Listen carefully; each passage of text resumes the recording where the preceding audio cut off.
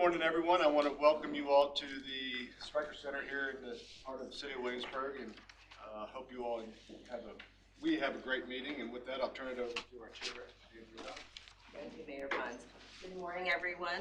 I call to order the joint meeting of the Williamsburg James City County School Board, James City County Board of Supervisors, and Williamsburg City Council. Ms. Aller, please take the roll. Dr. Cavazos. Present. Ms. Chen. Present. Mr. Hodges. Present. Mr. Rehose. Here. Mrs. Hundley. Here. Mr. Riffle. Here. Mrs. Donner. Present.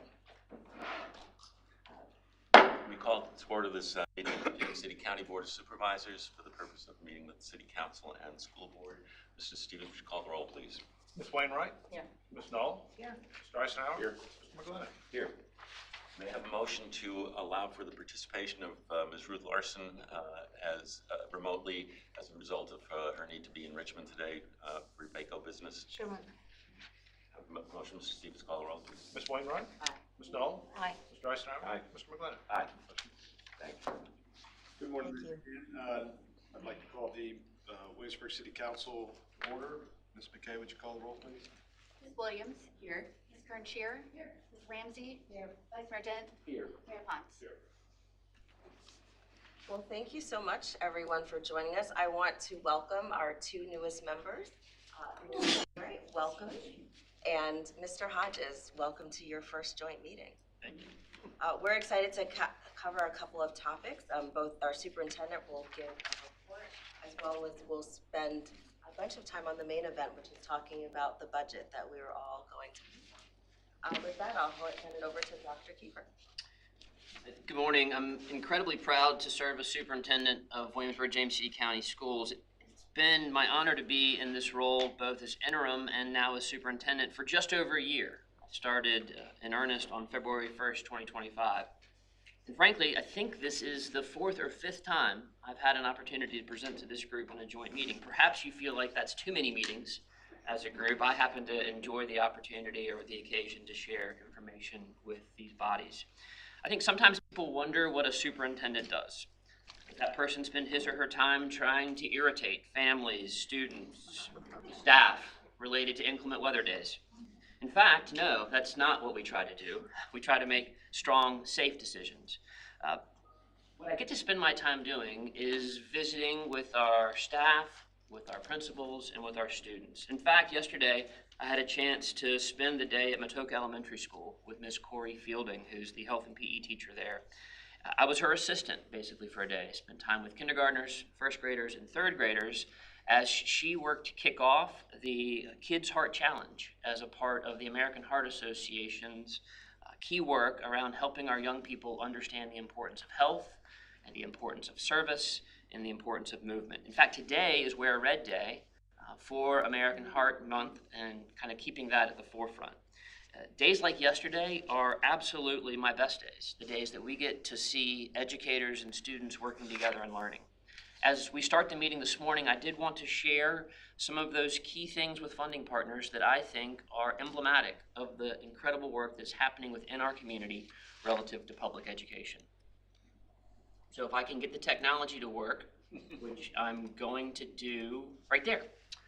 This slide provides an overview of the school division graduation rate and the school rates for the Federal Graduation Indicator, known as the FGI, and the cohort completion rate, or CCR. For additional context, the FGI is the percentage of students in the cohort who earned a Virginia Board of Education approved standard or advanced diploma within 4 years of entering high school as ninth grader. The FGI is now used to measure performance for students within the state's new School Performance and Support Framework.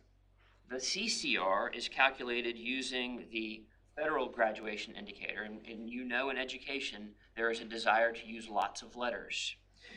The CCR is calculated using the FGI plus Applied Studies diplomas, in addition to students earning their graduate education degree equivalency and students completing high school in 5 or more years.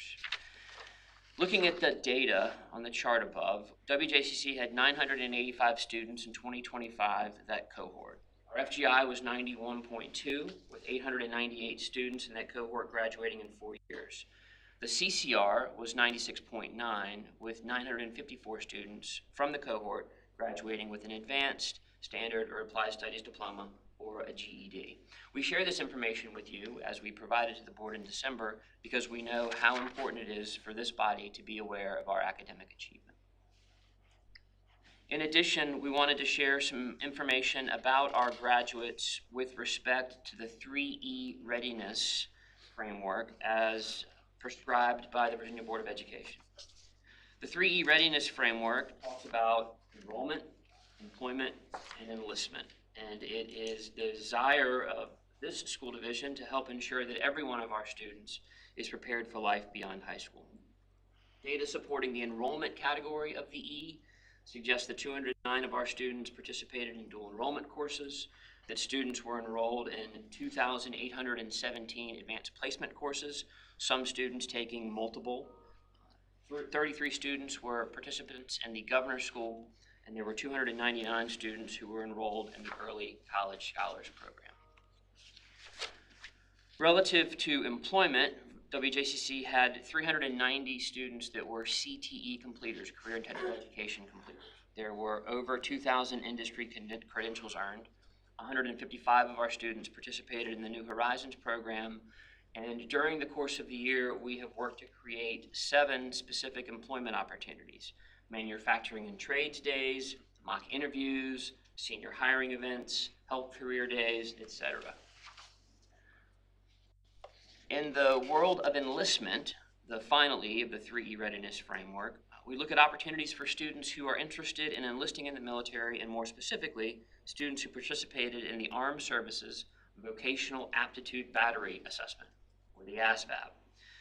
107 students participated in the ASVAB, and 29 students have self-reported to us that they enlisted in a branch of the military after graduation. Beginning this year, 11th and 12th grade students will be taking, all of the 11th and 12th grade students will be taking the ASVAB, and we will move to a model where students who wish to participate in the future have that opportunity to do so.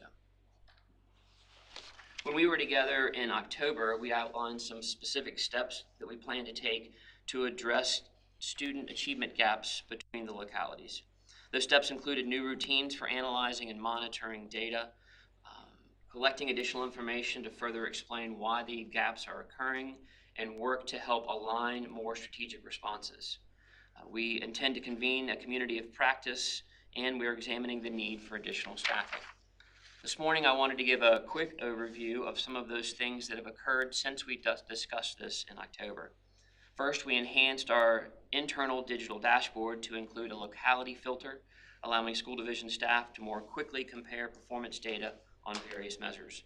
We also met with the principals of the 6 schools who primarily serve a majority of students who reside within the city to discuss progress monitoring strategies. We're also working with a consultant to conduct a resource mapping and evaluate our current practices. The consultant has conducted numerous interviews and data analysis and will be identifying opportunities for growth and next steps in the next month. Last month, we welcomed Dr. Patricia Pop from William & Mary's Project Hope as she facilitated professional learning for our school and division leaders on the unique needs of students who qualify for services under McKinney-Vento. We also heard from social workers from the school division, City of Williamsburg, and James City County, who did a great job of sharing the local resources and programs that are available to our families who are experiencing resource instability. And finally, we are in the process of scheduling a series of community practice sessions with City of Williamsburg liaisons to identify enhanced supports in the areas of student learning, well-being, and family community engagement. I look forward to sharing additional recommendations from the collaborative effort next school year. Literacy continues to be our top instructional priority. In alignment with the Virginia Literacy Act, we are supporting more than 1,900 elementary students and middle school students through individualized reading plans that use research-based interventions to target specific reading needs, especially for students with disabilities and for English learners. We are also promoting family and community engagement in literacy. Recently expanded our literacy resources on the division website to help families support reading and literacy efforts at home. These tools include information about the VALS screener, benchmark advance alignment to the Virginia Standards of Learning, and ways to contact reading specialists. All of these materials are available in both English and in Spanish. On February 4th, just this week, and I had a chance to go by, and it was terrific to see, we hosted a Title I family literacy event for 2nd and 3rd grade students, where 122 family members learned practical strategies to support reading at home and receive books to build home libraries. We're also going to host an elementary literacy volunteer training on February 20th. In fact, it was supposed to occur at the end of the month, and we had to push that back because of some inclement weather. You may or may not have noticed. As part of our commitment to transparency and accountability, we've updated our division's data dashboard to make student performance and progress easier for the public to follow. The dashboard now aligns directly with the KPIs or key performance indicators in our strategic plan, so families and staff and community partners can quickly see how we are advancing toward our goals. We're proud to share that 3 schools participated in the implementation of a new kindergarten orientation model last year: E.J. Montague, Laurel Lane, and Norge.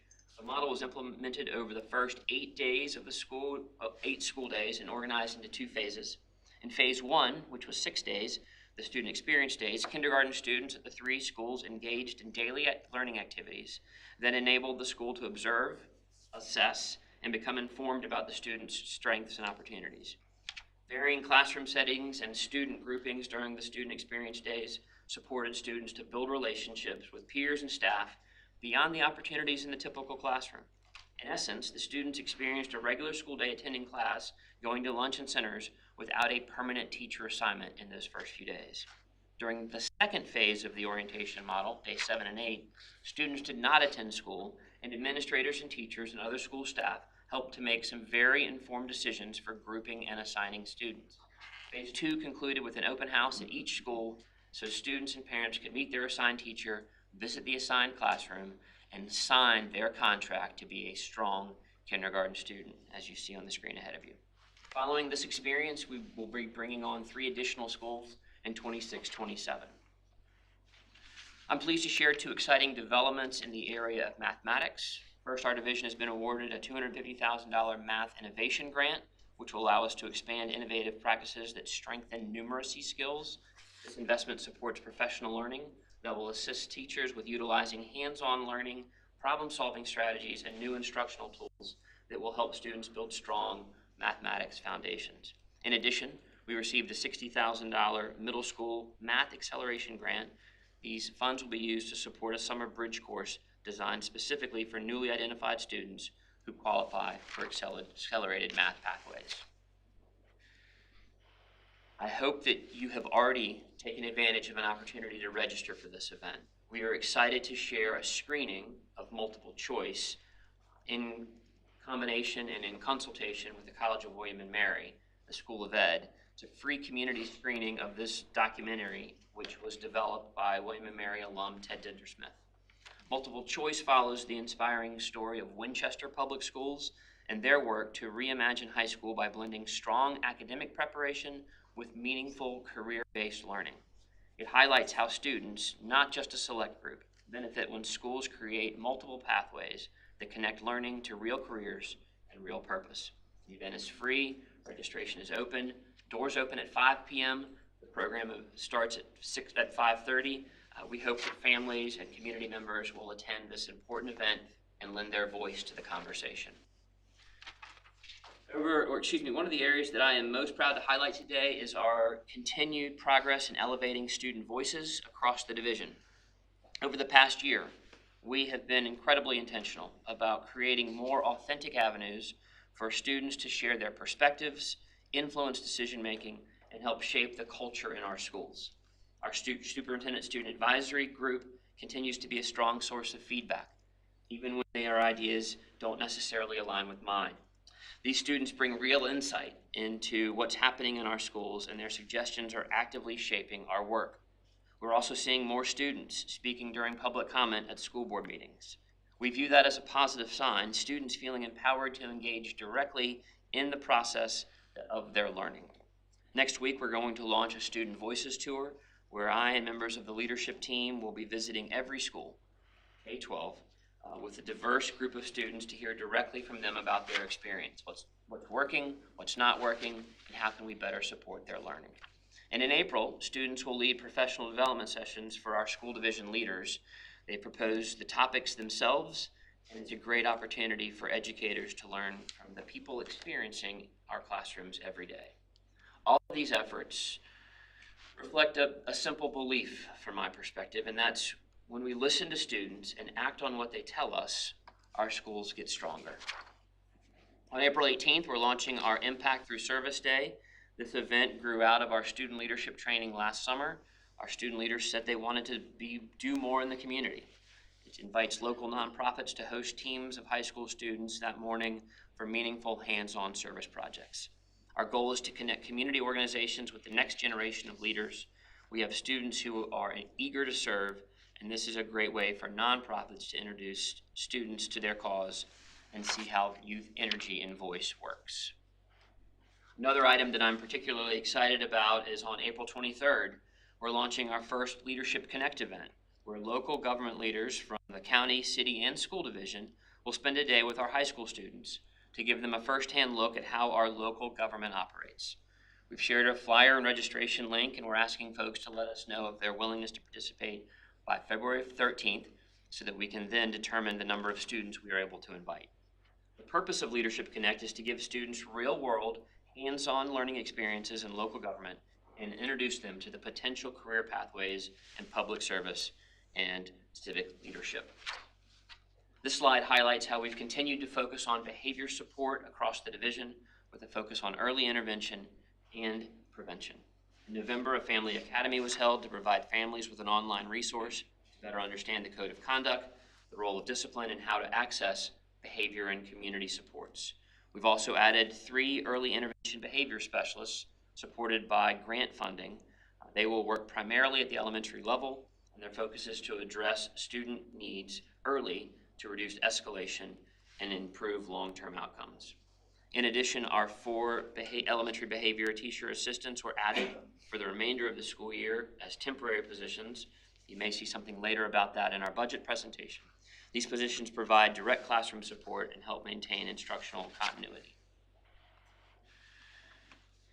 We are working diligently to build strong community relationships to support students across the division and connect learning beyond the classroom. Through the Healthy Communities Action Team grant, we've partnered with local organizations to expand nutrition education, increase access to healthy foods, and offer paid credit-bearing internships for high school students. Our Special Education Advisory Committee and the ARC of Greater Williamsburg have teamed up to support students with disabilities as they transition beyond school. Community partnerships also create shared, meaningful experiences for our students. Education Day at William & Mary Athletics brought all of our 5th graders to a basketball game to build school spirit, community pride, and positive connections with higher education. It was an exciting day, and the videos online are pretty cool if you get a chance to check those out. In addition, we wanted to take an opportunity to thank the Walmart Distribution Center. 144 of our students earned bikes through our Read to Ride Challenge by collectively reading more than 250,000 minutes. Families were invited to a special celebration where students received their bikes and helmets just before the holidays. Last week, Chair Donner and I had the opportunity to visit schools and announce our division-wide Employees of the Year. They're shown on the screen here. These visits are always a reminder of just how special our teachers and staff are. Their commitment, creativity, and care provide an extraordinary service to the students of our school division. We look forward to celebrating all of these outstanding individuals on May 6th at the Art Museum of Colonial Williamsburg for our annual Impact Awards. I'm also excited to share that Dr. Chantel Cook from Jamestown High School has been named Virginia's Assistant Principal of the Year by the Virginia Association of Secondary School Principals. This is a huge honor and a major accomplishment, and we're incredibly proud of the work that she does. For those watching, we are hiring. In fact, we're always hiring. The 26-27 school year is right on the horizon, and we are excited to begin the process of staffing. We have 2 upcoming events. On February 19th, we will host Alternative Pathways to Licensure Information Night for anyone interested in becoming a teacher through a non-traditional route. And then on Saturday, March the 7th, we'll hold our annual division job fair where candidates can meet principals and supervisors and learn about open positions. You may be interested to know about our redistricting process. With the opening of 2 Bright Beginnings pre-kindergarten buildings in the fall of 2027, we need to go through a redistricting process. As the pre-K programs move into their new buildings, some elementary schools will be left with vacant classroom space while other elementary schools continue to operate over capacity. As a result, we have an opportunity to consider the most efficient and effective way to utilize school division space and community resources at all levels. Following conversations with the school board over the last year, the redistricting steering committee is now hard at work, looking to review the resident forecast, consider guiding principles outlined by the board, and develop alternative attendance zone proposals. In May, we will engage the community around this work.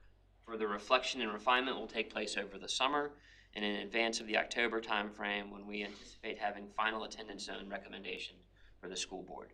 There's information available on our website, as you can see from the slide. And finally, we're making progress on many of the action steps that were outlined in the transition plan that I shared in December. My first update to the board and to the public is scheduled for April 1st. During that meeting, we will share the work that is already underway and outline priorities for phase 2. That concludes my report this morning, and I'm happy to answer any questions or to take any comments. Thank you, Dr. Keever, for that report. I have Yes, one Ms. question. Which one? The documentary you're doing, where is that going to be? It's going to be at the School of Education in the Central Woods Room, William and Mary School of Education. Okay, thank you. You're welcome. I have a question, but I'll just, a comment would be that I appreciate the report and how you've outlined how you're reaching students where they are. And while that may have been a common practice, highlighting it today is certainly impactful to me, and I think to the residents of the city of Williamsburg. I think some parents and students have felt left out in the past, but I working with our local departments to understand who our students are and their needs goes a long way, so I appreciate that. Thank you, Mayor Pons.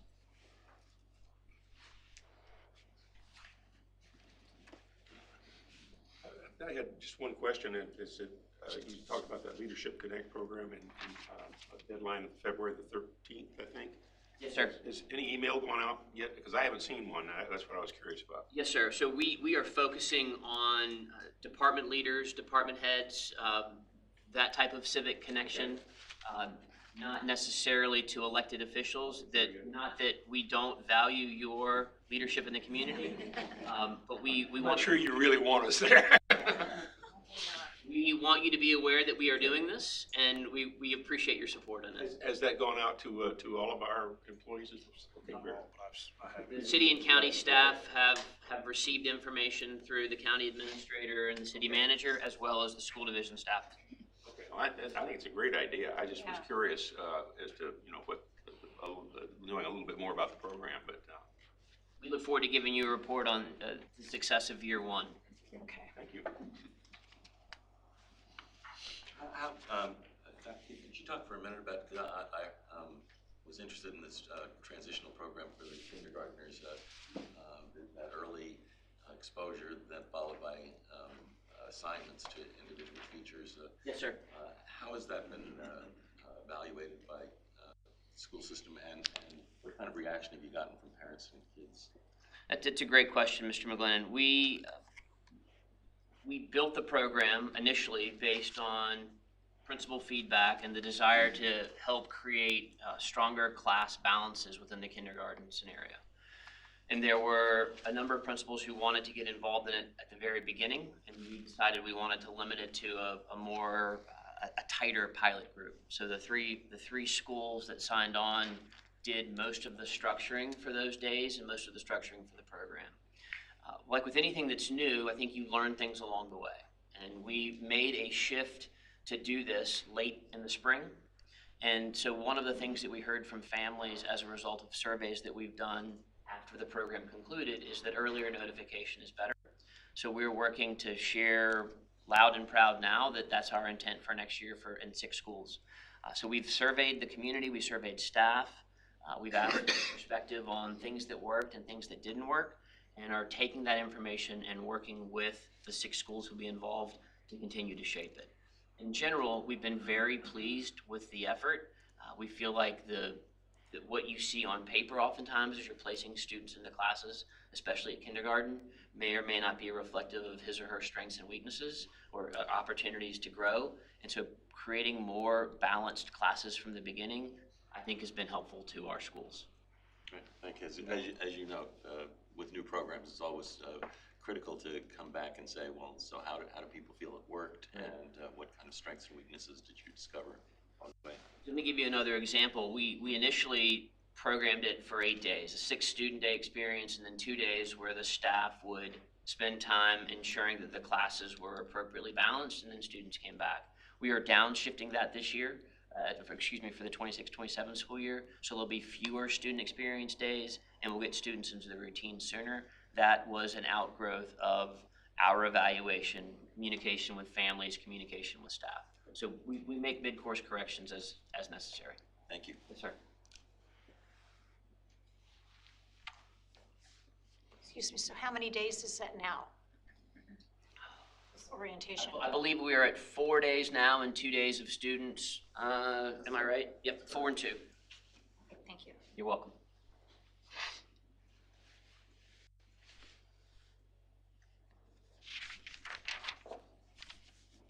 We can move on to the budget. I couldn't be more excited.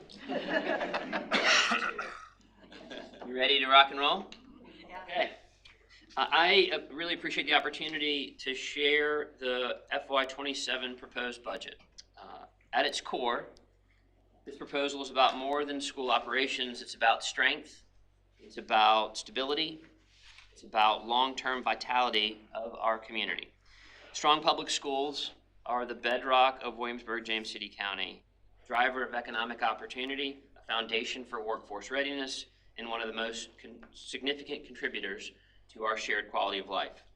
Our work through Elevate 28, which is the strategic plan, and the transition plan that we shared in December, reflects a clear aspiration. That's to be the premier school division in the Commonwealth of Virginia, not as a slogan, but as, in fact, a measurable standard of excellence that benefits our students, families, businesses, and the broader community that we serve. This proposed budget also reflects core leadership commitments that I've made in my tenure around being student-centered, collaborative, and strategic, and is designed to translate those very specific values into responsible action in partnership with all of you. Over the last several months, this budget has been shaped by careful analysis, disciplined prioritization, and ongoing dialogue with the school board, always with an awareness of the broader fiscal environment facing both of the governing bodies. This is intentionally a budget of need, not a budget of want. We're aligning resources to the outcomes our community expects while exercising thoughtful stewardship of public funds. While enrollment has declined, student needs continue to grow in complexity, academically, behaviorally, and socially. At the same time, we face a highly competitive labor market and a sustained cost pressures in compensation, healthcare, and some of the required operations. These realities are not unique to WJCC, but they are critical to address if we are to remain a school division that attracts families, supports employees, and prepares the next generation of our regional workforce. For that reason, a central focus of this proposal is around human capital and positive culture.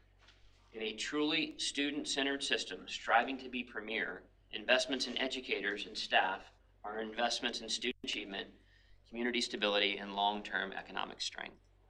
Just as importantly, this proposal reflects strategic fiscal discipline. We have identified savings, absorbed mandatory increases, and transitioned grant-funded positions where appropriate. There have been some difficult decisions along the way. Throughout this work, we've remained mindful that every dollar requested represents the trust of taxpayers and the shared responsibility we hold together. Ultimately, this budget is designed to advance student outcomes, strengthen our workforce, and sustain the long-term health of our community. Thanks for your continued partnership, your stewardship, and your shared commitment to the students. We look forward to walking you through the details this morning. As we present the proposed budget, we have continued to be guided by three key questions that anchor our work.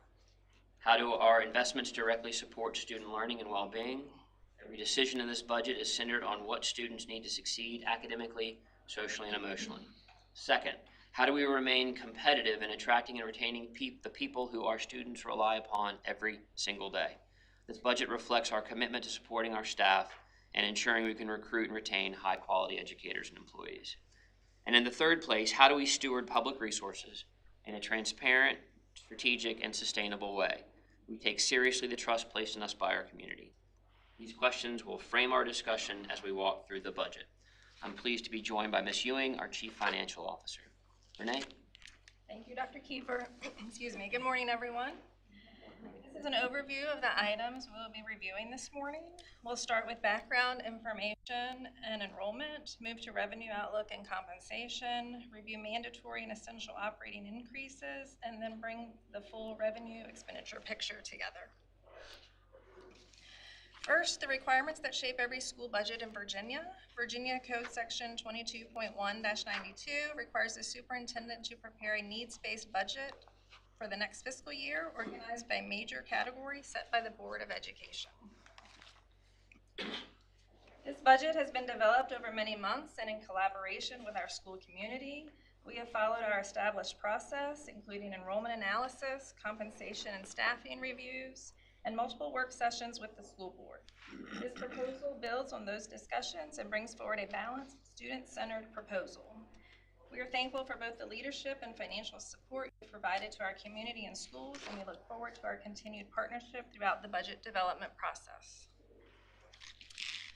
Enrollment is based on our September 30th student count each year. This is a historical look at our enrollment from fiscal year 2018 until now. Enrollment has been relatively stable over time, with a decline of 233 students this year versus last. Future Things projection for next year ranges from a low of 11,048 students to a high of 11,521. For budgeting purposes, we continue to use current year enrollment as we've done post-COVID. And as a reminder, these numbers do not include our pre-K student enrollment of 395. The Local Composite Index, or LCI, is the state's formula for determining each locality's ability to pay for public education. As the LCI increases, the state assumes the locality can contribute more and state funding decreases. Because WJCC serves two localities, we have two LCIs, one for Williamsburg and one for James City County. The upcoming biennium, both LCIs have decreased, with Williamsburg moving from 0.7426 to 0.7264, and James City County from 0.5403 to 0.5319. Even with the change in our LCIs this year, both localities still maintain some of the highest LCIs in the region, which continues to limit how much state aid we receive. This makes our partnership with Williamsburg and James City County even more essential as we work to meet the needs of our students. Historically, Williamsburg's LCI trended at or near the maximum 0.8, easing only recently, while James City County's LCI has been more volatile over the years. This chart shows a comparison of our LCI with divisions here on the peninsula, as well as three of the larger Region 2 divisions on the south side. As you can see, Williamsburg and James City County have the highest LCI of any locality in our area. Unfortunately, that means fewer state dollars for our schools and an increased dependence on our local funding partners. The state revenue figures shown here are based on Governor Youngkin's proposed budget. As always, state funding is subject to change throughout the legislative process.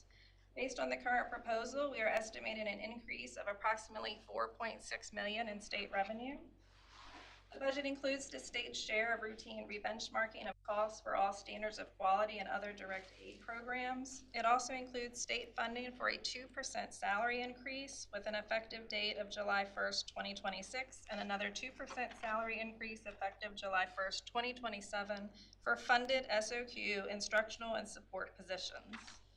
Funded SOQ instructional positions include teacher, school counselor, librarian, instructional aide, principal, and assistant principal positions funded through the SOQ staffing standards for each school division. Local revenue projections are based on the joint funding agreement adopted in October 2025. This results in a $6 million increase in fiscal '27. The school board may choose to request additional support above this baseline, but this served as our starting point for revenue planning. When you combine this amount with the increased state revenue of $4.6 million, total new revenue is approximately $10.6 million. As this chart shows, nearly 60% of our operating revenue comes from the city of Williamsburg and James City County. We are grateful for your continued support and investment you make in our schools each year. Your partnership is essential to sustaining the programs, services, and staffing our students depend on. Elevate 28 remains central to our decision-making as we are developing the budget. Every investment included in this proposed plan connects directly to the priorities and performance indicators outlined in Elevate. This budget is one of the most important tools we have for ensuring our goals translate into day-to-day supports for students and staff. In addition to being fully aligned with our strategic plan, this proposed spending plan also supports the priority action steps identified in the transition plan that I released in the late fall. Each major investment advances these actions and goals of Elevate 28, keeping our resources aligned with the priorities that matter most. Before considering new initiatives, we must first account for required increases. These include our commitment to the New Horizons program, workers' comp and general liability insurance costs, and instructional and operational contractual services, shared services with James City County, and utilities. These essential commitments total $1.4 million. Across the presentation, you will see icons that indicate how each budget item aligns with the division's strategic priorities outlined in Elevate 28. As she's advancing the slide, I will tell you that the number underneath the screen is $493,000 for New Horizons. In board docs, you can't see it. It's in essence behind the inset screen on the top right-hand corner. I just wanted to be sure that you knew that it was not a zero. There's a number there. Oh, this is me. Thank you. I get all thrown off when I go off script. Thank you, Renee. Back to script. Before we review funding for compensation and benefits, I do want to briefly connect this next part of the budget to our human capital and positive culture supporting priority in the strategic plan. This particular, Superintendent and Madam Chair, I wonder if I could just ask a question about the process going forward this morning. Sure. Do you want us to just hold questions until the end, or can we, if there's a clarifying question or something of that kind, would it make sense to just stop and ask at that point? I would defer to your judgment and wisdom. Okay, thank you. You made me sorry about that. I've got all day. Are there questions that you want to go back and pick up? Later today. You want to go back and pick up a question? No, I think I'm ready to move ahead. Yes, sir. To measure our progress in Elevate to 28, there are key performance indicators around recruitment, retention, compensation, supportive work environment, professional learning. These investments we'll review next are designed to directly support these priorities. The state includes funding for a 2% salary increase, but that support applies only to SOQ funded positions. For our division, each 1% salary increase costs approximately $1.3 million across all employees. So while the state provides its share for SOQ positions, about $915,000, for a 2% increase, we must cover the remaining cost of $1.7 million locally to ensure the increase is provided to all employees. Compensation remains one of the most significant components of the budget. During the 24-25 school year, the division engaged Bolton Rewards to conduct a comprehensive compensation study, and we continue to move through the multi-year implementation of the recommendations. This slide is a reminder of the projected costs provided by Bolton last year. Please note that the cost estimates shown exclude benefits and assumes full implementation within a single year. Fiscal year 26 was the first year of a phased approach to implement the recommendations of the study. Actions included targeted increases above 3% for select teacher steps identified as under market, implementation of a unified pay scale, and equity adjustments for support employees in grades 1 through 7. Total cost in year one was $2.4 million. We estimate the cost to implement the remaining recommendations to be $6.8 million across both the instructional and unified scales. That breaks down into approximately $3.4 million in year two and $3.4 million in year three. We want to share with you some of the results from the benchmarking survey specifically related to teachers. This is from the 24-25 study, but as you look at the information across our scales, bachelor's, master's, and doctorate, you can see where WJCC was underperforming relative to peers in terms of salary. And you'll note that there's a range there from 2.7% to 8.4%. This data is not reflective of the strong work that we did last year, and we're going to show you some additional information shortly that indicates how we continue to make up ground. As we are considering issues related to instructional pay, I think it is important to look closely at the data in terms of teacher turnover rates. You'll note that in FY 21 and 22, we were under 100 teachers that we turned over, and then that spiked up over 148 in 23, and we've leveled off. So last year there were 137 teachers that departed the division. And looking more closely at those 137 departures, 20 retired, 19 relocated, and 12 left K-12 education altogether. One of the key data points that jumped out to the administrative team and staff was that nearly 50% of the workforce that left us last year left within the first 10 years of service. Can I just ask, can I Yes, interrupt and just ask the question about 137 is the number who left the school division. What was the total number of teachers that would have been there? Our total is right around 995. Yes, sir.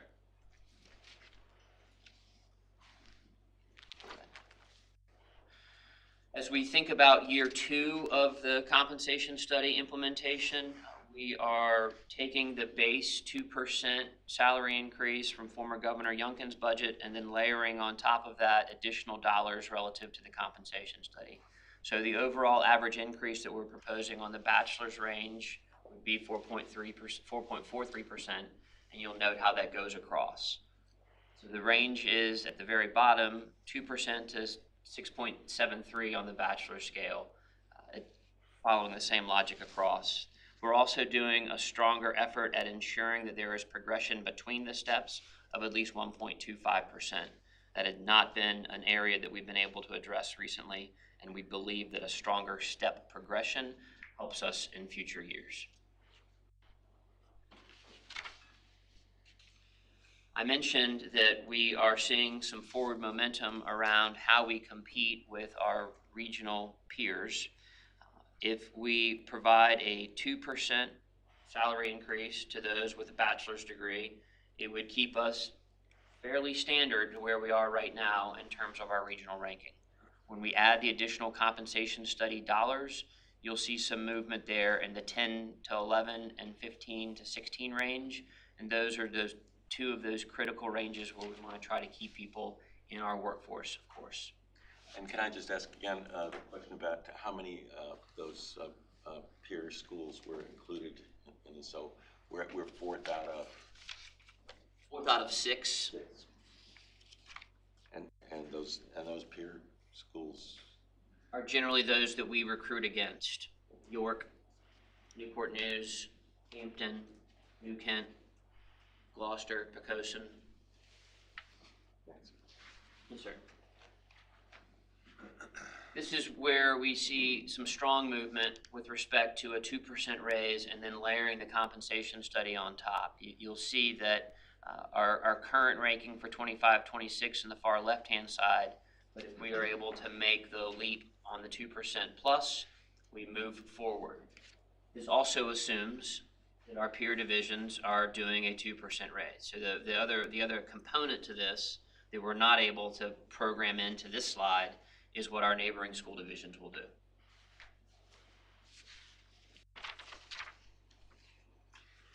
At the time of the study, the analysis showed that a significant portion of our unified or support staff positions were paid below competitive market ranges. In fact, about 64% of our support staff fell below what the study identified as a competitive pay band.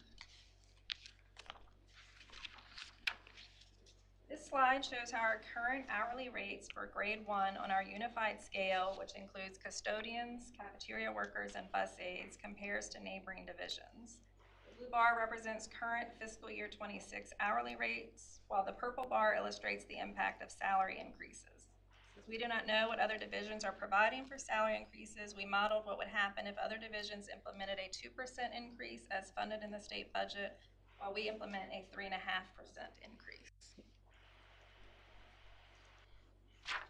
Teacher assistants are essential for classroom support. This comparison shows our position relative to neighboring divisions, and the effect of other divisions give a 2% salary increase, and we provide a 3.5% salary increase. We currently have 2 tiers of teacher assistants, and neighboring divisions may have structures that are unique to their operations. So for this purpose, this shows the impact on staff at the minimum for each entity. Transportation is critical and bus drivers are in high demand. This slide shows how we compare regionally, and again, the effect of other divisions provide a 2% increase and we provide a 3.5% increase on our ranking. WJCC currently ranks 3rd out of 6 with our closest competitors. Another area that we believe needs some attention are the stipend program that we provide as a school division. Stipends are provided to staff members who work as department chairs, grade level leads, coach our students in athletic competitions, support them through drama and theater programs, and are with them during marching band competitions. Our stipends were adjusted in 2013 after an internal review. Stipends were then adjusted a decade later, and it was a 2.5% increase for all stipends. There was a plan in place to continue those adjustments. However, we have not been able to fiscally get that accomplished. We did utilize Bolton to do a similar look across our competitors in terms of our stipend program versus theirs, and there were some specific recommendations for us to make some adjustments. High school debate, middle school drama, high school cheerleading. There are a number of areas where we need to address our stipend program and be more competitive. We also wanted you to know the total number of employees who earn stipends. 421 receive academic stipends and 210 receive athletic stipends. There's a placeholder in our budget for $380,000 to address stipend competition or competitiveness. There's also a need to look at some pay supplements to key special education staff and the self-contained classroom setting. We are talking about a stipend adjustment for folks both at the teacher level and the teacher assistant level who work with our students most in need. So it's a self-contained specific stipend. We, in this spending plan, are also looking to increase the support that our related services positions provide our students. They are currently contracted for 7 hours. We are recommending that go to 8 hours. Speech language pathologists, OTs, PTs, psychologists, school social workers. There are a total of 48 FTEs in those job categories, and the cost to take that from 7 to 8 hours in terms of the contract is $640,000. I will say before we transition from the slide that a vast majority of these 2 recommendations are designed specifically to support our students with special needs. The job categories and job classifications of these particular employees really spend a balance and focus of their time with students with disabilities. Moving to health insurance, this chart shows our health insurance rate increases over the past decade. Through 2024, these figures reflect our experience under the Local Choice or TLC health insurance program, which we participated in through last fiscal year. Beginning in the current fiscal year, we transitioned to a self-funded health insurance model, which positions the division to have greater control over plan design, cost management, and long-term sustainability. So on that particular, slide, so it does show a positive movement, and I guess I'm wondering, is that something that you anticipate moving forward, that this has produced a more cost-effective system? No, you would hope. We would hope. The renewal rate increase that we have been advised to program into our budget for fiscal '27 is 16%. And you're gonna see that reflected in the next set of slides. That's a projection. We're 3.5, 4 months into the new plan year. So we are still getting modeling data. But I will say that our transition from the local choice to our new provider is allowing us to actually get data. And that data allows us to then make course corrections and make changes to some of the things that we offer and the way that we offer them. Thanks. Our health insurance plan year just began on October 1st, so we are still fairly early in the plan year and have only a limited amount of claims data to review. Even with that limited data, our insurance consultant is currently projecting a 16% increase for next year.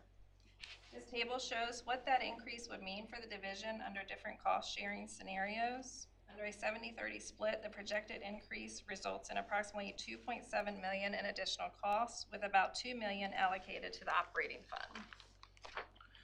We continue to want to figure out ways to create a strong healthcare program for our staff, but also look to save costs. We've had discussion at the leadership level and with the board about the possibility of eliminating GLP-1 prescription coverage for weight loss. We have talked specifically about incentivizing health screening practices for early detection. We are modeling what it would entail to increase our spousal surcharge. More than anything, we want to emphasize that wellness initiatives through a wellness leadership committee and education around the importance of health and well-being will, in our opinion, help us lower our healthcare costs. Healthier workforce, hopefully less money going to healthcare.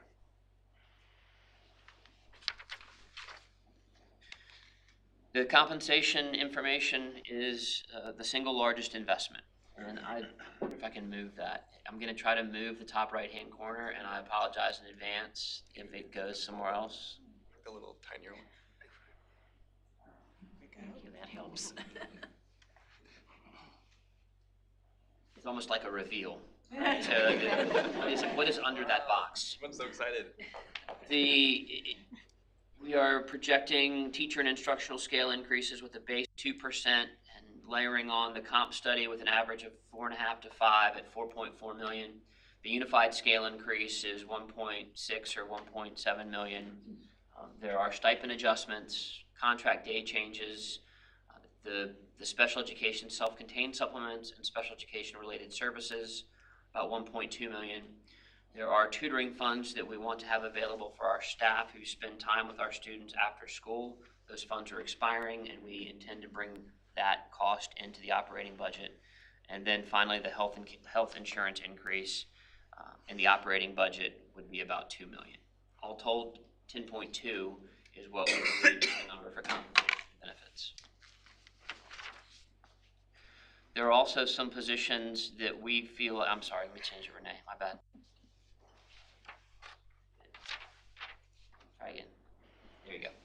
There are some positions that we feel like need to transition from federal grant programs into the operating budget. Special education teachers would be transitioning from grant. There are central support staff members who are grant funded that need to be transitioned to the operating budget. Speech language pathologists as well. The bus drivers that you see on the screen, those 7, you may remember that last year through the budgeting process, we removed 19 bus driver FTEs from our budget to help us balance. Those FTEs were removed because we were struggling to fill those positions. Based on the increase in wage, we have done a stronger job of filling bus driver roles, and we have added 7 positions back in through temporary funding this year and are maintaining those 7 positions in our operating budget for next year. So those are not new people or new positions. They're just positions that are transitioning from temporary status into the operating budget. During the course of the transition plan, I received feedback from students, families, staff, and the community that helped shape the plan. And the themes were fairly consistent. There was a desire for increased real-world and student-centered learning, a focus on employee support and retention, addressing student behavior and school climate, focusing on operations, logistics, and facilities. What you'll see next are some of those very things: student supports, K-12 college and career readiness planning, additional supports for talent development and student behavior, JROTC program, consulting services for us to develop a profile of a learner, and funding for high school lacrosse and middle school athletic trainers. These resources directly align, or these resource requests directly align with the engagement we had in the community over the transition process. There are some new positions, brand new to WJCC, gifted resource teacher. The elementary teacher assistants for behavior support would be considered new. We are able to fund 4 of those now through temporary funding. We are not necessarily able to sustain that going into next year's operating budget unless we add those in. The 2 school security officers that you see listed there are potential staffing needs for fiscal 28. I shouldn't say potential. We'll need 2 school security officers in fiscal 28 to support Bright Beginnings. We're recommending bringing those into the operating budget in 27 to lessen the impact in 28 as we transition into the 2 new Bright Beginnings campuses. Yes, ma'am. Dr. Heaver, can you just clarify the little icons, what each of those apply to? I think I missed that. The star and then the little house and the... Directly ties back into our strategic plan initiative. So the one on the right of the top line is safety and security. The one on the left is academic achievement. Okay. And then the next one down is related to school safety and supports, organizational efficiency, and academic achievement. Okay, thank you. You're welcome. There's an elementary math coach that is necessary for us to be able to support our 9 elementary schools in year 2 of an implementation of a new curriculum, as well as the desire to bring on a social worker to help us with wraparound supports for our students. And then we continue to lag behind in terms of central support staffing to provide key resources to our employees to help them maintain a desire to remain with us as an organization. You'll see those as new positions as well. Additionally, the board and the community have voiced strong support for our JROTC program. What you see in front of you are the potential cost implications depending upon the branch of service. I think it's important to note that there are 2 types of JROTC programs that are available. One is the cost share model, where the branch of the service splits the cost with the local school division. The other is a cadet option, which is fully locally funded.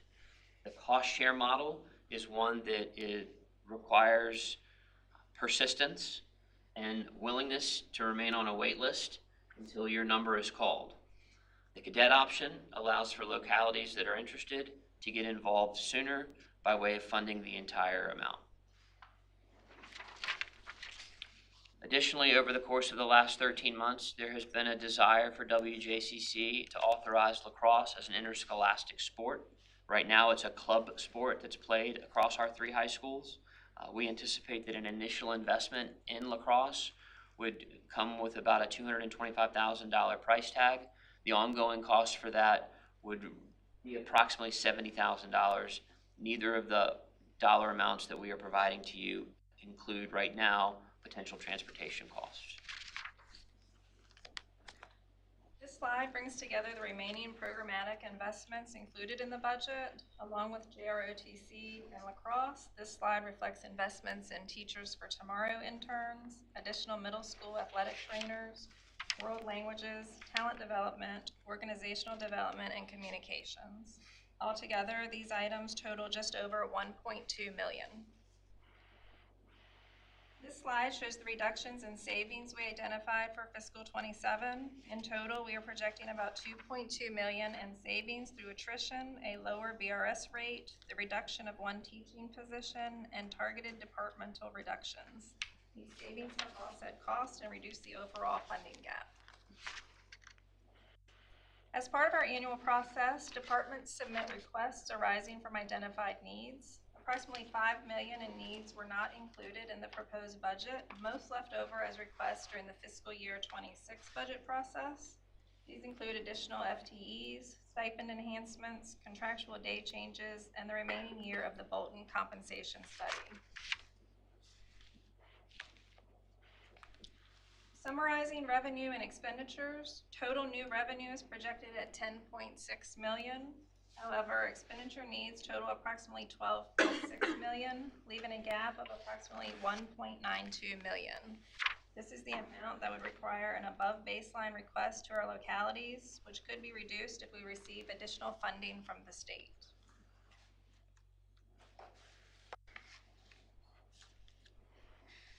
There'd likely be some questions about what would be included in that above the baseline request. And these are the items that administration has provided to the school board for consideration in terms of what would go into that request.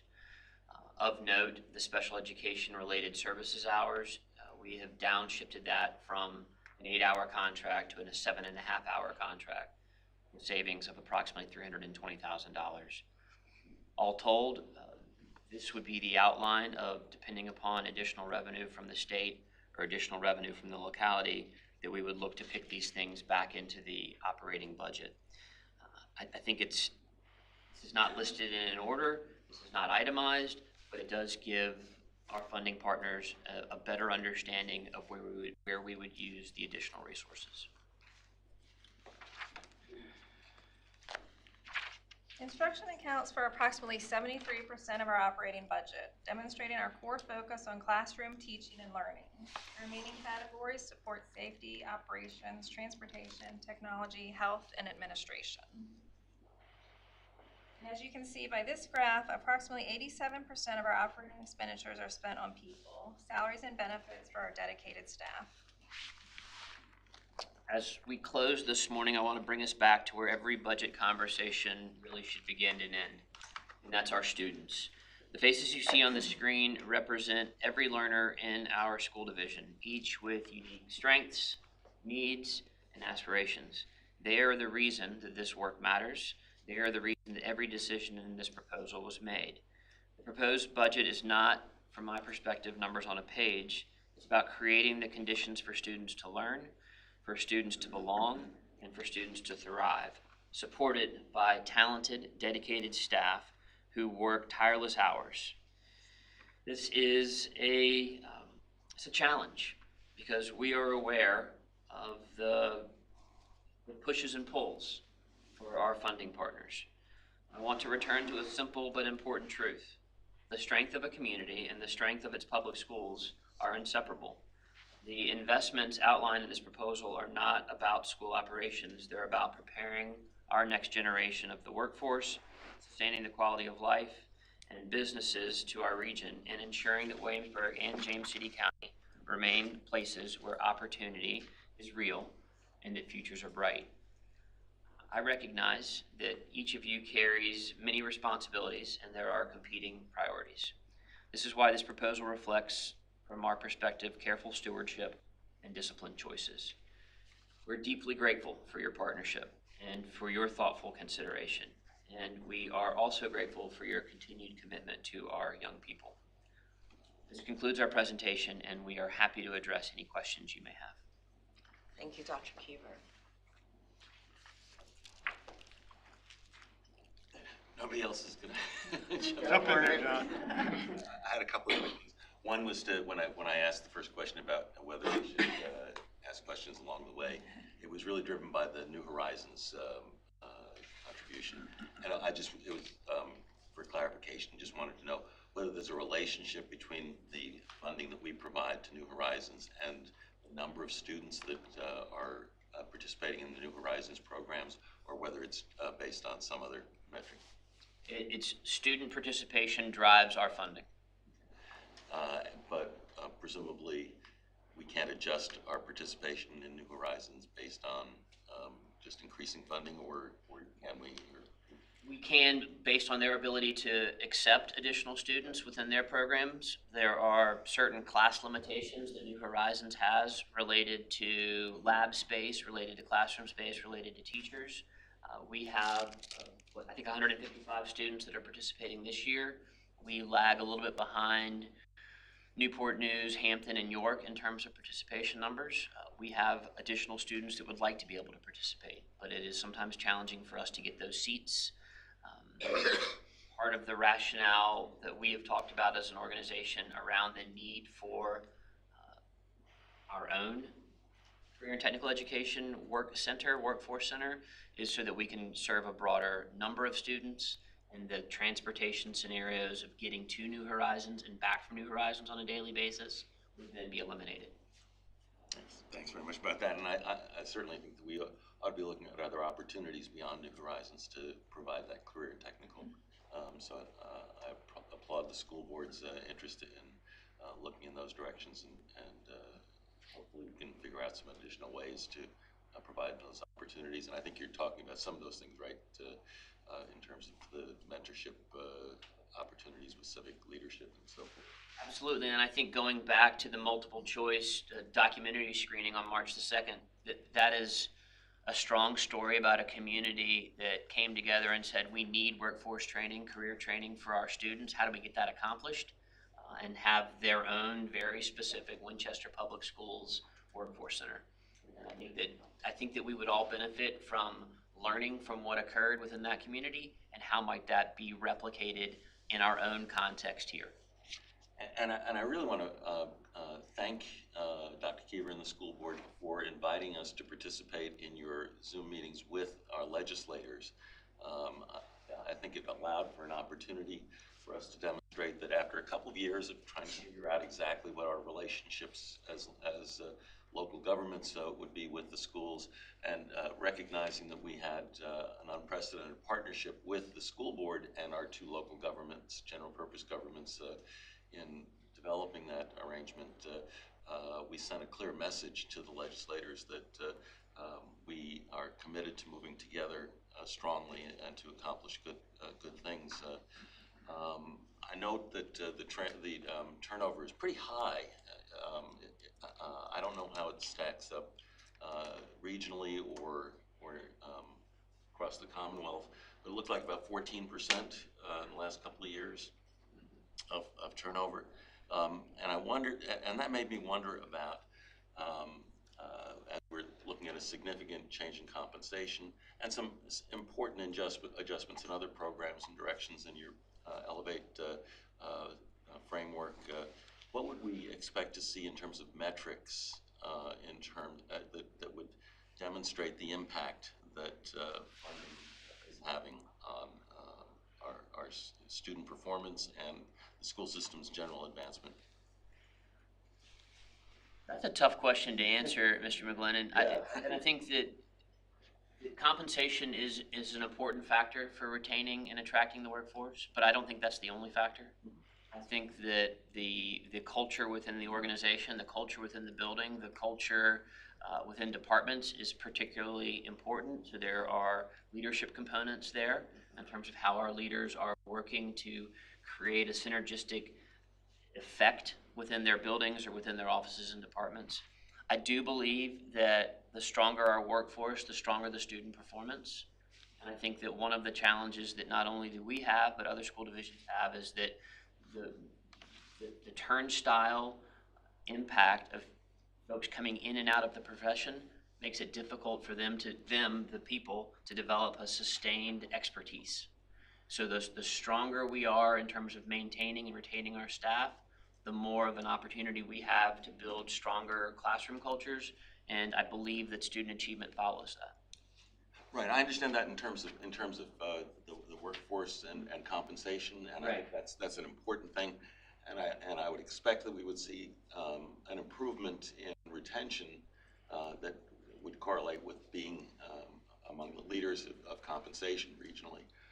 But I guess I'm looking beyond that and at other metrics. So when we ask the community to support funding at a particular level, Right. What should they look to say, yes, we can see how that makes a difference? Our students are graduating, our students are reading on grade level, our students are performing on standardized tests, though I don't believe that's the sole determinant in terms of student achievement, that we have opportunities for students to talk about their learning through exhibitions of learning. As an example, there's a science fair next week that's happening at Jamestown High School. Our young people can talk about what they learned and why it's important. I think all of that is evidentiary.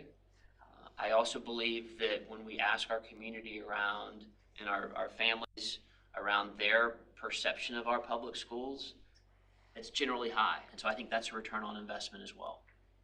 Great. I'm not gonna tell you that we'll be at 100% student achievement, because I'm not sure that 100% student achievement is the beacon that we ought to say, this is how we know that our investment is working. I understand all that. Obviously, this is an extremely challenging and complicated way of looking at things, but I think it is something that people increasingly are looking to see, that especially in a community where I think we have very strong support for funding for education, and that it's not that I'm suggesting you're not doing something well, but that just thinking about things in terms of being able to demonstrate that those investments are making a difference, not paying off per se, but improving the quality of education and improving the quality of the community by virtue of that. Well, I think that's why I would go back to the superintendent's report that I led off with. The idea that our students are graduating from high school, our students are participating in activities beyond the school day, our students are achieving, and then each of them in their own unique way with a unique path, we want to ensure that they have the access to be able to pursue those paths. So I really believe that there's some amazing work going on in our schools, and we'll continue to let that amazing work go on with our renewed partnership efforts. I also think it's important for the citizens to understand that you make an investment today, you don't see a return next week, next year, right? It's the cumulative build. And so, for example, when we made the investment in K2 literacy about 3 or 4 years ago, as you're watching that cohort move through the system, that group is doing better on those later standardized tests around reading and math. We just made the investment in benchmarks 2 years ago, math this year, and so those still have to take root and move their way through the system. So I think there's also that understanding it's a long-term investment, and so as they should see the division continuing to move up on those key benchmarks, and I think also our scorecard that we have for the public view so that you don't have to go to the state and try to pull the numbers for yourself. That is something that we have to be transparent to the public of this is where we are and these are the rates and our improvements over time. And that's exactly the kind of thing that I think we should be focusing on. It's the idea that it's not a one-off when we're looking at 1 year's budget impact. We're talking about as we look at your request for the compensation, that's not going to pay off in 1 year. It's going to be something that will pay off over time, hopefully.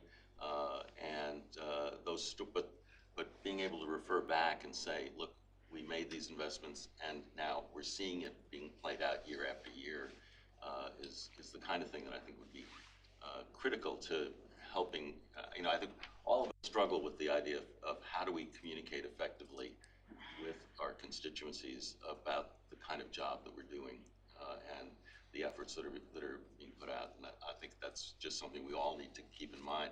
And so I'm wondering, again, not to necessarily say answer today, but keep in mind, what kind of metrics will demonstrate the ongoing achievement. Pop in here for a second. Thank you so much. And I just wanted to hopefully understand and put a fine point on a couple things. One of them is that, I really am thrilled and glad to see that the implementation of year 2 of the compensation study and how the proposed budget by former Governor Youngkin and the increase under the the new operating agreement really does. You can see how that works in terms of really being able to bring the compensation up to where we want it to be, and see that really map on well to the numbers that are reflected here. And I also just want to say that I really appreciate the clarity in the what are the above and beyond 1.9 million items. I think that us seeing that is actually really essential to say, okay, we have done work, almost to Ms. Tyner's point. We have done work in the past that leads us here. That now we can say we can do the things with compensation that we've been trying to do, and now moving forward, here's sort of the next things on the horizon, that if we have this additional 1.9 million, that you would all be able to kind of say, here are our priorities. But the X factor, right, in all of this that we don't know yet is this is all operating under former Governor Youngkin's proposed budget, and the numbers that spits out. Do we have a sense about when we might? And I'm looking over here at Mr. General Assembly, Mr. Randy Riffle. We have a sense of when we might have a clearer picture on what that X factor and what that variable is, because that obviously could have a positive impact for us in terms of what are the above and beyond request number that we're looking at. I do not. I know that depending upon which superintendents I talk to, there are different theories on when we might have additional information from the General Assembly. I am incredibly hopeful that the dollar amount increases. We are making this presentation 5 weeks earlier than we've made it in years past. We've compressed our budgeting process as an organization to try to help set up our funding partners in a more effective manner. So I'm hopeful that at some juncture in the next month, we can come back and say, in fact, the number is this. That would be my goal. And I appreciate that, and I just wanted to kind of bring that to the surface, that we are looking at this today, and I am so appreciative that we're looking at this today and actually trying to get ahead, I think, a little bit in terms of our thinking, and everybody having this conversation now, seeing that $1.9 million figure, but also recognizing that this is we're not at the final stage of the process here, and that there are things that we are paying attention to, and as Mr. McGlennon pointed out earlier, that we're talking at the state level and making having good conversations so that this isn't over by any means. So I think that just having this transparency and very much of a clear presentation on where we are today is only going to help benefit everybody moving forward, when perhaps things that are not within our control become a little bit more clear. Sure. Yes. Just so that I can be succinct, I want to discuss a couple points about lacrosse. The topic of lacrosse becoming a VHSL sport in our division has been discussed for almost a decade. Been going over this for over almost a decade. More recently, there have been many conversations at our school board meetings related to this topic, and there has always been strong support to finalize the process to make an application to VHSL for lacrosse. It has been said that lacrosse was contingent upon the turfing of the playing surface of Cooley Field. This project frequently appears on the CPI list for the division, but never makes the final cut. Action taken today could change that pattern of events, and Cooley Field would receive funding for the turfing project. In addition, funds for a WJCC lacrosse program will need to be allocated, which has been estimated to be approximately $225,000. Of course, there are many other facets of the planning to initiate a sports program in the school division. Actually, Mr. Carroll, the interim superintendent of the Yorktown School Division, and Dr. Shannon Butler, who leads their athletic programs, have had conversations about lacrosse with their counterparts in WJCC in coordinating their efforts to become a unified lacrosse program. The message seems to be, who's going to go first? It is proposed that WJCC take the leadership role in that endeavor. It is commendable that the current administration has made more progress towards the accomplishment of lacrosse becoming a VHSL sport than in the past. But moreover, it's extremely important to realize the turfing of Cooley Field isn't only for the benefit of lacrosse, but actually others would benefit from different programs utilizing the field. Thank you. Answering Councilwoman Chair Kern's question, Budget Sunday is February 22nd. You can expect the House consent to be on time. Budget Sunday. Yes, Budget Sunday. It's a new thing. I love it. Okay. And we're going to actually do it on time. So. So I appreciate all the work that's gone into this, and I think having this now in December gives us, as Ms. Kern-Shear says, the greater opportunity to incorporate this request into our budgets. The items that are supported by the $1.9 million additional increase, are those what would be lost if we don't include that, or so those are the fringe wants? I mean, I hate to use the term fringe, Those are the things that we would include in the operating budget if additional funding were available. The items that we provided to you today are not listed in order. They're listed in an effort to give you an example.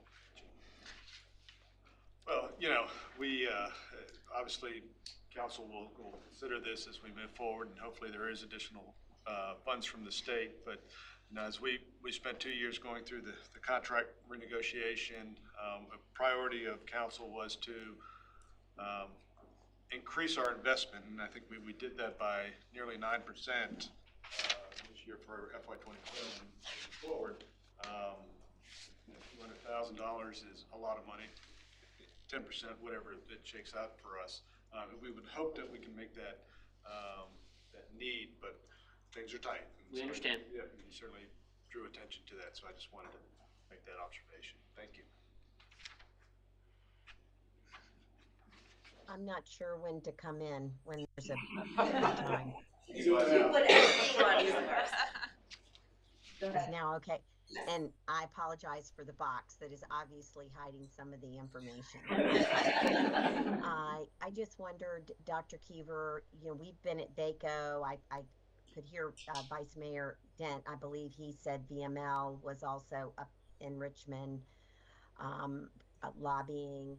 And frankly, some of what we're hearing is quite concerning, especially the price tag with collective bargaining, and also the possible ability that we will lose as governing bodies, and you as well, to, if there is a dispute, that is something we may not be able to work out. That right may be taken away from us and given to another body. And it's got quite a high price tag.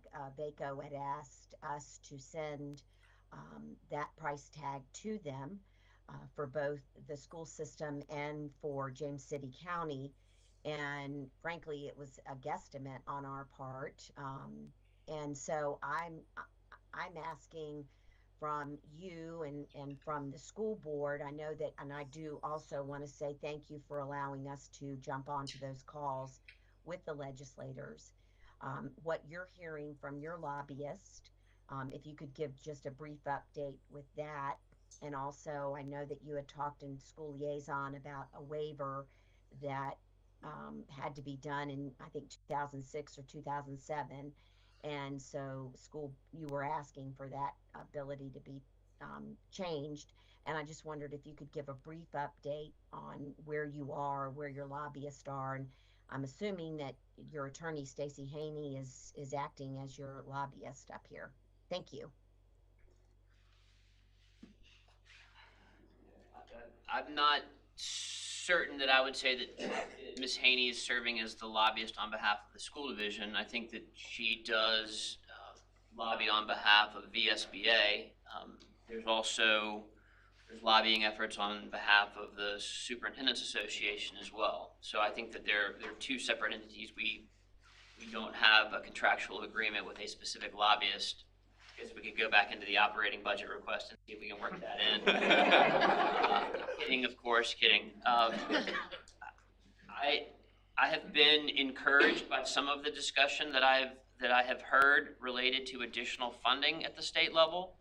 I have not heard information related to the waiver of the school start code. Let's see. I feel like we're still relatively early in the session, even though they've been in for 2.5 weeks or so. So I'm not displeased with the conversation around funding at this point. Dr. Keever, I want to put a little footnote on that discussion about lobbying, because I want to remind our bodies of the fact that we did a couple of years ago actually agree that we would try to figure out a way to support a lobbyist for the schools to advocate at the state level. So maybe at some point we want to renew that discussion. Thank you.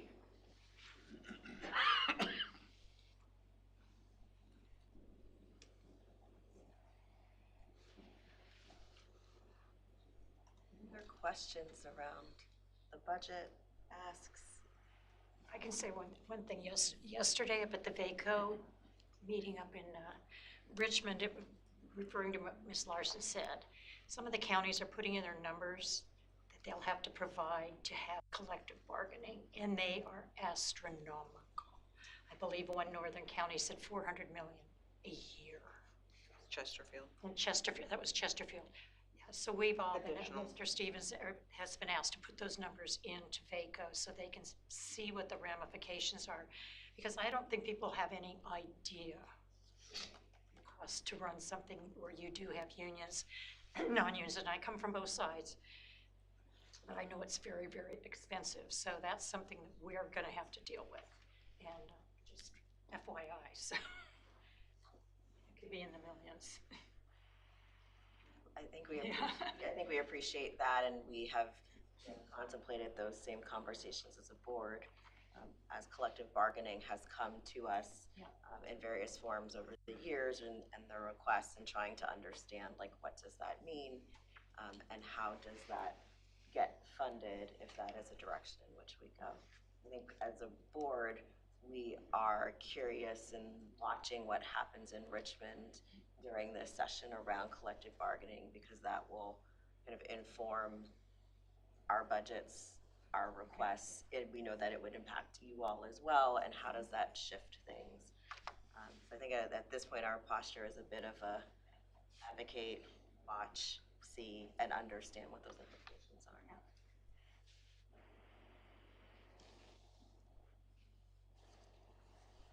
Any more questions? Well, thank you so much, Ms. Ewing and Dr. Kiefer, for that presentation. And, I hope is for the bodies, as we have mentioned in this forum, we are really trying to be really good partners. And so bring forward our budget earlier so that you're able to contemplate it in your bigger picture. It's something we're really committed to. Also continuing to share more of the academic profile of our students and where we are, and how those dollars that all of our citizens are putting into the school system, explaining where those dollars are going and how we are using them. So we continue to want input as to what you'd like to see in these meetings, but we're just very grateful to have this time and this engagement. Thank you so much. With this, I will adjourn the meeting of the Williamsburg-James City County School Board. I'll entertain a motion to adjourn. So moved. Roll, please. Ms. Wainwright? Ms. Knoll? Mr. Eisenhower? Ms. Larson? Aye. Aye. The motion from council to adjourn? So I move that we adjourn. Okay, please. Williams,